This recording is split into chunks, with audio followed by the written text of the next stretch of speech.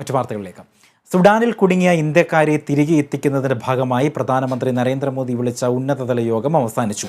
വിദേശകാര്യമന്ത്രി എസ് ജയശങ്കർ അടക്കമുള്ളവർ യോഗത്തിൽ പങ്കെടുത്തു.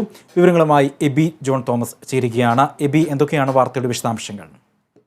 അജി, അല്പസമയം മുമ്പാണ് പ്രധാനമന്ത്രി വിളിച്ചു ചേർത്ത ഉന്നതതല യോഗം പൂർത്തിയായിരിക്കുന്നത്. അവിടെ കുടുങ്ങിക്കിടക്കുന്ന ഇന്ത്യക്കാരെ തിരികെ എത്തിക്കുന്നതിന് വേണ്ടിയിട്ടുള്ള പദ്ധതി വളരെ വേഗം തയ്യാറാക്കി നടപ്പിലാക്കണമെന്നുള്ള നിർദ്ദേശമാണ് ഈ യോഗത്തിന് ശേഷം വന്നിരിക്കുന്നത്. യോഗത്തിൻ്റെ മറ്റു കൂടുതൽ വിശദാംശങ്ങൾ വരുന്നതേ ഉള്ളൂ.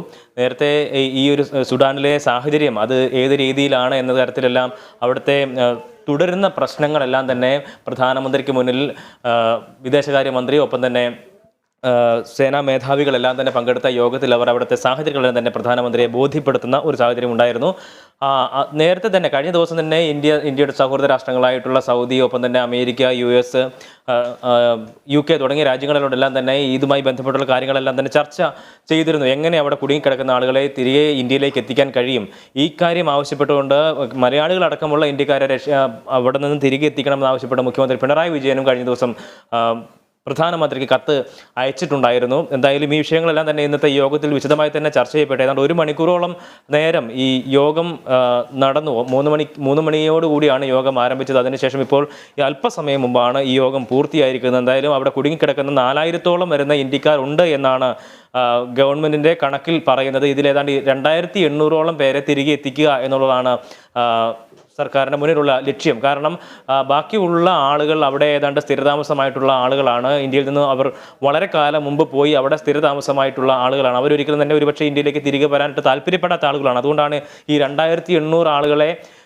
ഇന്ത്യക്കാരെ അവിടെ നിന്ന് തിരികെ ഇന്ത്യയിലേക്ക് എത്തിക്കുന്നതിനുള്ള നടപടികളുമായി മുന്നോട്ട് പോകണം, അല്ലെങ്കിൽ അവരെ ഇങ്ങോട്ട് എത്തിക്കണം എന്നുള്ള ഒരു തീരുമാനം എടുത്തിരിക്കുന്നത്. എന്തായാലും അവരെ എത്തിക്കുന്നതിന് വേണ്ടിയിട്ടുള്ള ശ്രമങ്ങൾ തുടരുകയാണ്. ഒപ്പം തന്നെ കഴിഞ്ഞ ദിവസം അവിടെ വെടിനിർത്തൽ പ്രഖ്യാപിച്ചെങ്കിൽ പോലും ഇന്നും ഇരു വിഭാഗങ്ങളും തമ്മിൽ വലിയ രീതിയിലുള്ള സംഘർഷമൊക്കെ ഉണ്ടാകുന്ന ഒരു സാഹചര്യം ഉണ്ടായിട്ടുണ്ട്. നിലവിൽ 320-ഓളം പേരാണ് ഈ ഒരു ആഭ്യന്തര കലാപത്തിൽ കൊല്ലപ്പെട്ടിരിക്കുന്നത്. ഒപ്പം തന്നെ 2000-ലധികം വരുന്ന ആളുകൾക്ക് ഗുരുതരമായ രീതിയിലുള്ള പരിക്കുകളും സംഭവിച്ചിട്ടുണ്ട്. ഇന്നിപ്പോൾ പെരുന്നാളിൻ്റെയൊക്കെ ഒരു സമയമായതുകൊണ്ടാണ് ഇത്തരത്തിൽ വെടിനിർത്തൽ പ്രഖ്യാപിച്ചത്. എന്നാൽ ഇന്നും ഈ ദിവസം പോലും അവിടെ പരസ്പരം ആക്രമണങ്ങൾ ഉണ്ടാകുന്ന ഒരു സാഹചര്യം ഉണ്ടായിരുന്നു.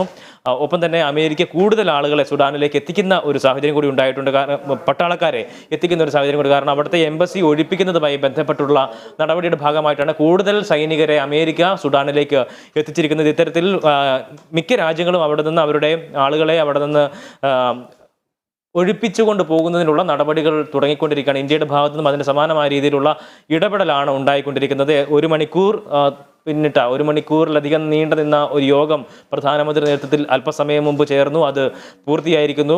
അവിടെ കുടുങ്ങിക്കിടക്കുന്ന ഇന്ത്യക്കാരെ പുറത്തെത്തിക്കുക, അല്ലെങ്കിൽ ഇന്ത്യയിലേക്ക് തിരികെ കൊണ്ടുവരുന്നതിന് വേണ്ടിയിട്ടുള്ള നടപടികൾ എത്രയും വേഗം തന്നെ തുടരുക, അതിന് ഒരു മാസ്റ്റർ പ്ലാൻ തയ്യാറാക്കുക എന്നുള്ളതാണ് ഈ യോഗത്തിൻ്റെ പ്രധാനപ്പെട്ട തീരുമാനമായി വന്നിരിക്കുന്നത്. അജി, സുഡാനിൽ കുടുങ്ങിക്കിടക്കുന്ന ഇന്ത്യക്കാരെ തിരികെ എത്തിക്കാൻ പ്രധാനമന്ത്രി നരേന്ദ്രമോദിയുടെ അധ്യക്ഷതയിൽ യോഗം നടന്നു.